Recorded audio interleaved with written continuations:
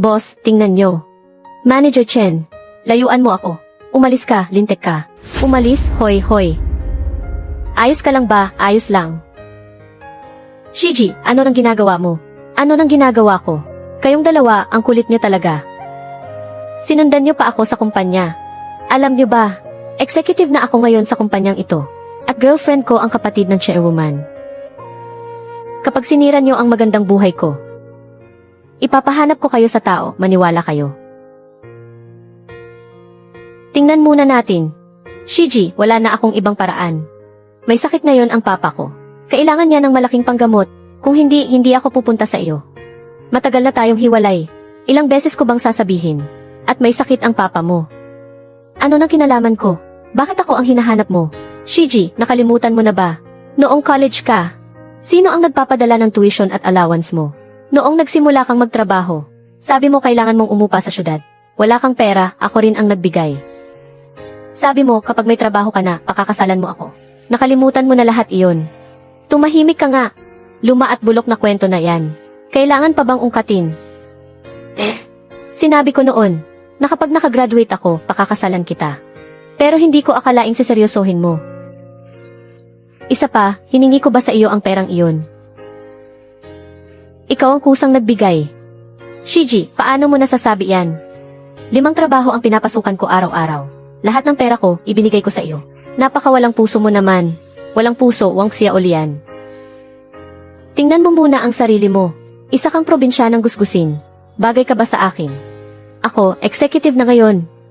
Sinasabi ko sa iyo, kapag hindi ka pa umalis, ipapahatid kita sa guard. Shiji. Anak, umalis na tayo. Papa, wag na nating gamutin ang sakit mo. Tara na. Sandali. Miss, pwede bang magtanong? Ano nang relasyon mo kay Chen Shiji? Sino po kayo? Ako ang boss ng kumpanyang ito. Si Chen Shiji ang nobyo ng kapatid ko. Ito. Huwag kang mag-alala. Sabihin mo lang ang totoo. Makatarungan akong tao. Boss, sa totoo lang, nobyo ko siya. Hindi, nagsisinungaling ka. Hindi ba nobyo si Manager Chen ng kapatid ng boss? At ikakasal na sila sa susunod na linggo. Miss, sabi mo nobyo mo si Chen Shiji. May ebidensya ka ba? Ebidensya? Meron po. Boss, may mga litrato kaming magkasama. Tingnan nyo.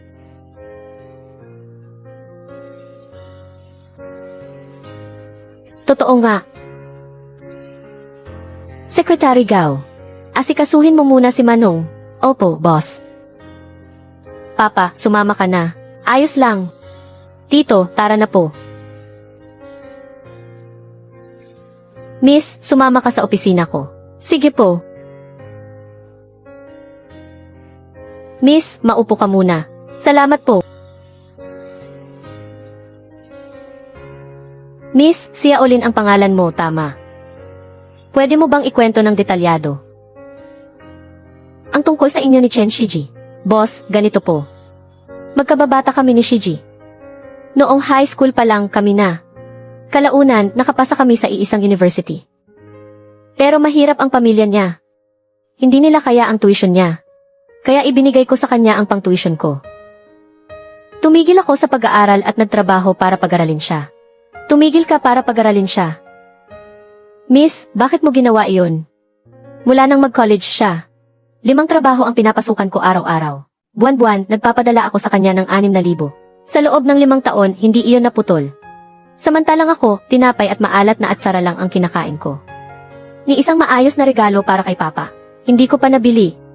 Paano mo natiis ang ganyang buhay ng 5 taon? Sabi niya, pakakasalan niya ako pag-graduate niya. Lagi kong iniisip ang magandang buhay. Pagkatapos naming ikasal. Pero nang sa wakas nakagraduate siya. Sabi niya kailangan niya ng pambayad sa upa. Pagkatapos kong bayaran ang renta niya, parang naglaho na siya sa mundo. Tapos binablock niya ako. May ganito palang nangyari. Sandali lang.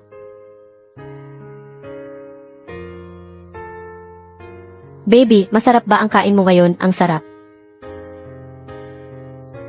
Tumawag ang kuya mo. Hello, Shiji, nasaan ka? Hello.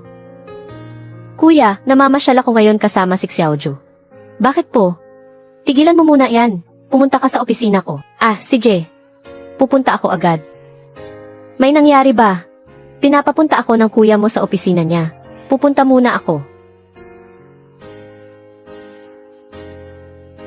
Xiaolin, kailan ang huli mong komunikasyon sa kanya? Noong 1 buwan pa po. Hindi ko alam kung saan niya nalaman na may sakit si Papa. Kaya in-add niya ulit ako. Tapos nagbigay siya ng paraan. Sabi niya gumawa raw ako ng proposal. Pero 1 buwan ko na iyong ginawa. Ni Bonus, wala akong nakita. Wala na po talaga akong magawa. Kaya pumunta ako sa kumpanya para kausapin siya. Pero pinalayas niya kami ni Papa. May proposal ka pang ginawa para sa kanya. Xiaolin, anong proposal ang ginawa mo? Boss, iyong. Sumikat ka makailan na disposable lezirat. Ako po ang gumawa ng planong iyon. Ano, ikaw ang gumawa ng proposal na iyon. Xiaolin, alam mo ba, binigyan ko ng 200,000 na bonus ang proposal na iyon. Pero bilang boss, hindi pwedeng pakinggan ko lang ang isang panig. Sige, Xiaolin, napakaganda ng paliwanag mo. Naniniwala na akong ikaw ang gumawa ng proposal. Huwag kang mag-alala, pagdating ni Shiji, ipapabalik ko sa kanya ang 200,000 na bonus. Nang walang kulang. Kuya, bakit niyo ako minadaling papuntahin? Bakit nandito ka? Umalis ka na, tama na. Chen Shiji, si Xiaolian ang tunay mong girlfriend, hindi ba? Ganyan mo siya tratuhin. May konsensya ka pa ba? Kuya naman. Huwag niyo siyang pakinggan.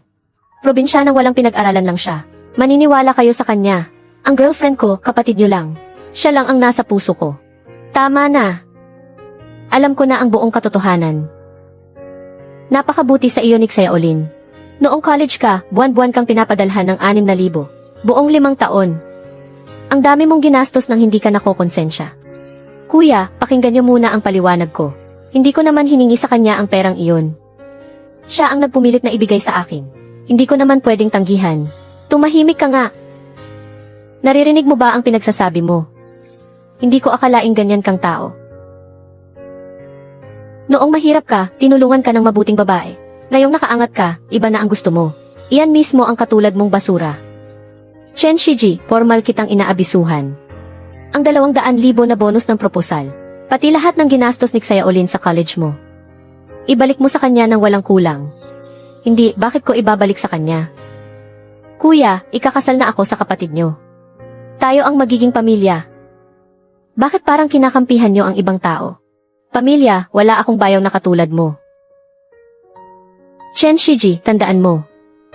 Kapag hindi mo ibinalik ang pera, sa isang tawag ko lang, mapapapreso kita. At ang basurang katulad mo. Hindi ko hahayaang pakasalan ng kapatid ko. Ikaw talaga, Yang Daki. Dahil lang sa isang probinsyana. Sisiratihin mo ang kaligayahan ng kapatid mo. Gusto mo kaming paghiwalayin. Sinasabi ko sa iyo, walang susuporta sa gagawin mo.